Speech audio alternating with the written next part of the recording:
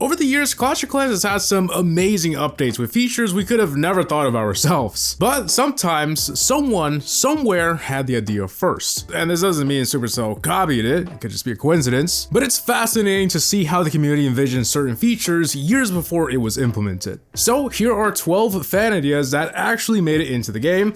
And hey, this is episode 7. I haven't done one of these in a while, so the full playlist will be down below. Anyway, let's get right into it. Let's do this. Gold Pass chest. So when chests were first added into the game in 2024, you could only get them from these treasure hunt events that happened every now and then. It wasn't something you saw all throughout the game like today, no. So of course, players back then wanted more of these chests, and we started to see tons of concepts of where they can implement them into the game. A very popular concept was putting them in the season pass. Now, this concept here was a little silly. Supercell said they would never monetize chests this way, but you get the idea. Chests in the gold pass.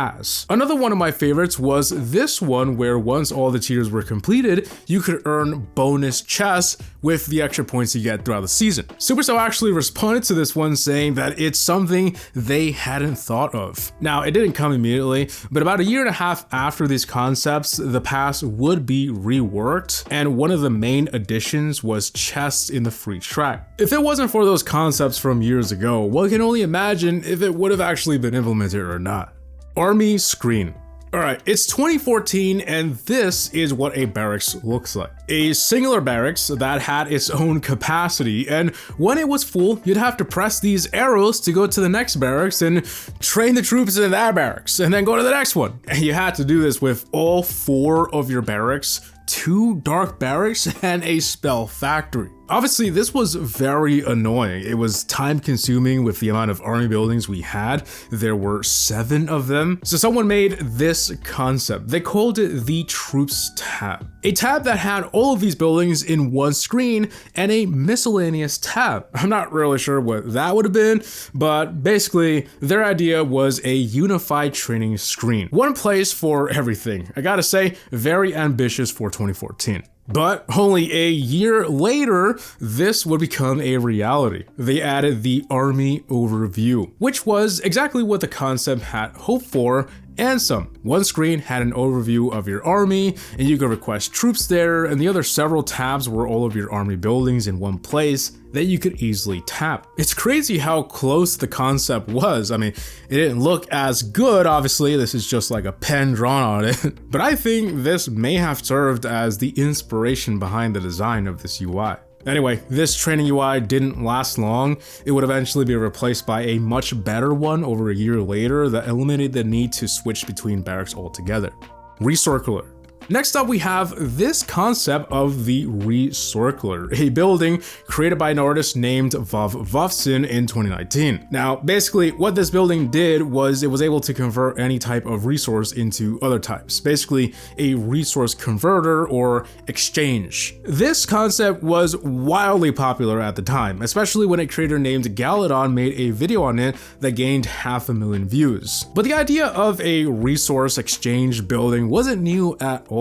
Players had actually been requesting this since the early days of the game, and developers did not like it and actually ended up in the official rolled out list. Regardless, when this concept of the Resourcler gained attention, the community manager at the time responded that this was ruled out because it would absolutely ruin the game economy. But as they say, never say never, because after countless years of developers shooting all those ideas down, they would add the Alchemist in 2025. She's not a building, of course, but she does exactly what players wanted: convert resources.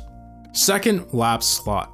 Alright, the laboratory has always been one of the biggest bottlenecks in Clash of Clans. So understandably, players have asked for a solution, like maybe a second lab or a second slot in it, so we can have 2 upgrades going at the same time. This idea has been around for a while, because as we got more troops, spells, and other things to upgrade, the more annoying it became. But Supercell wasn't a fan of just slapping a second slot in the lab. That wasn't their style. In fact, it had been ruled out for years. Instead, Instead, they tried other things to alleviate the issue, like research potions and books. And while that did help, it didn't solve the lab being one of the slowest things to max. The community manager explained in 2021 that they didn't have plans to change the lab because the sense of progression is what makes players come back. If players find it too easy, boring, or run out of content, they quit. However, developers found a clever way to implement it anyway, through the Goblin Researcher, which is temporarily available every now and then. So not a permanent solution, but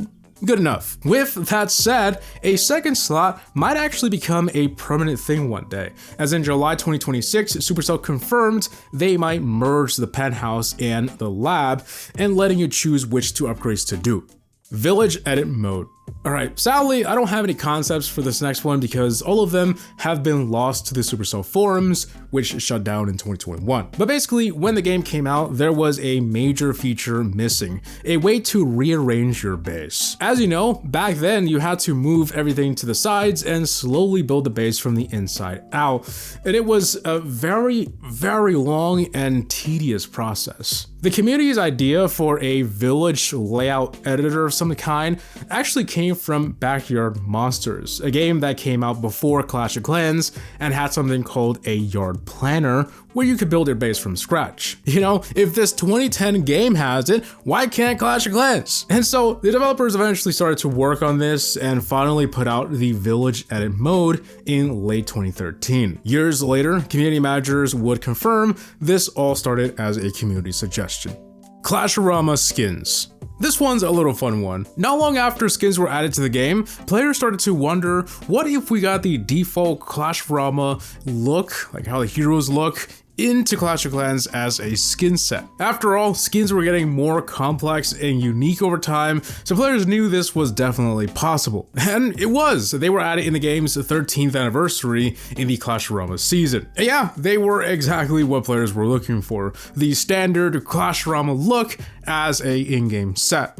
Sharing armies. Not all community suggestions are big and flashy features. Sometimes a small change is all we want. Like this concept from 2019 by Reddit user Peekaboo. They envisioned a share menu for your saved armies. This menu had buttons that allowed you to share the army as a link, share it to the clan, and copy it to other quick train slots. Just so you have an idea, at the time, the quick train tab, now known as the saved armies tab, was pretty bare bones. It had none of these features. All you could do was edit the army and train it, and it had been this way since 2016. So as you can imagine, it was frustrating to share armies. You either had to send a picture, or worst of all, painstakingly type it in the clan chat, every troop one by one. Finally though, in mid-2021, Supercell would put out a huge quality of life update, which included sharing armies as a link to the clan chat or copying it to another slot. This was exactly what the concept from years prior had envisioned,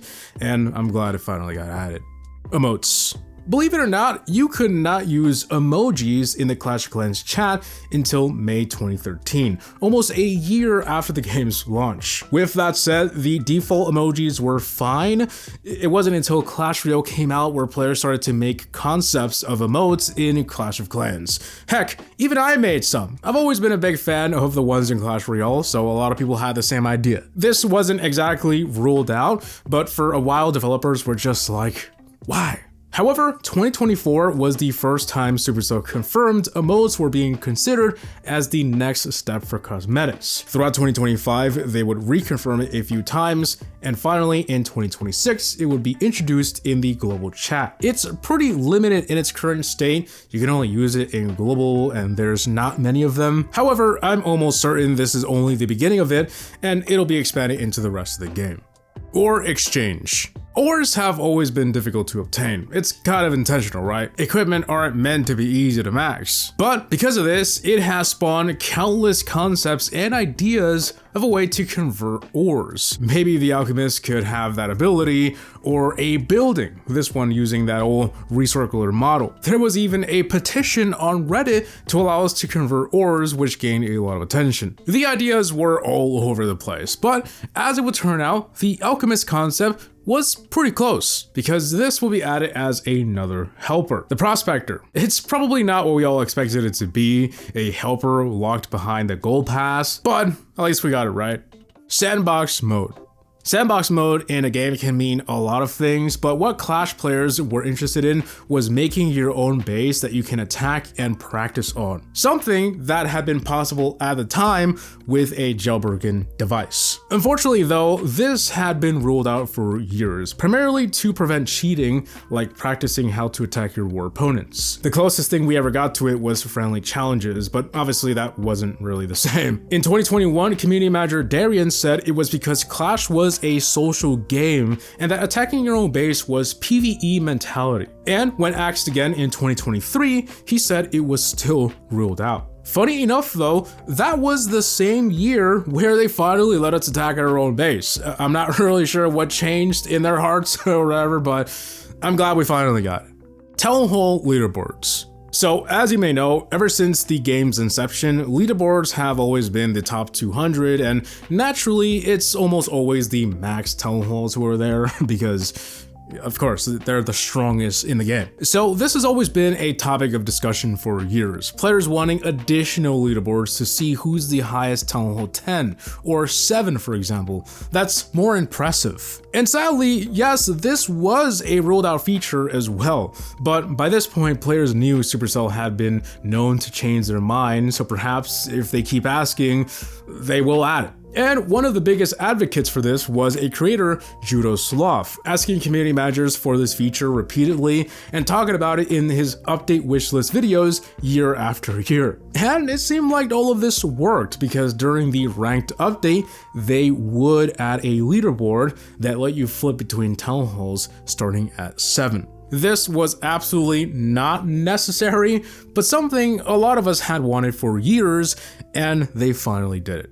Speed up button. As you know, some battles can go on for a while and can get boring, especially the spam attacks where you drop everything in the beginning. So players started to suggest a way to speed them up. What if there was a button that let you fast forward the attack after dropping all of your troops, because at that point, it's just a waiting game. There were loads of these concepts, even for the builder base, and this was actually inspired by the same feature that had existed in another Supercell game, Boom Beach. The only way to do it in Clash of Clans was to restart the game mid-battle and you'd come back to the attack being done. However, during the Clash Anytime update, where they removed training times, this was now ineffective as there would be a timer when you came back. However, this would finally be implemented in the June 2026 update, allowing you to speed up the battle by 4x after 2 minutes have passed.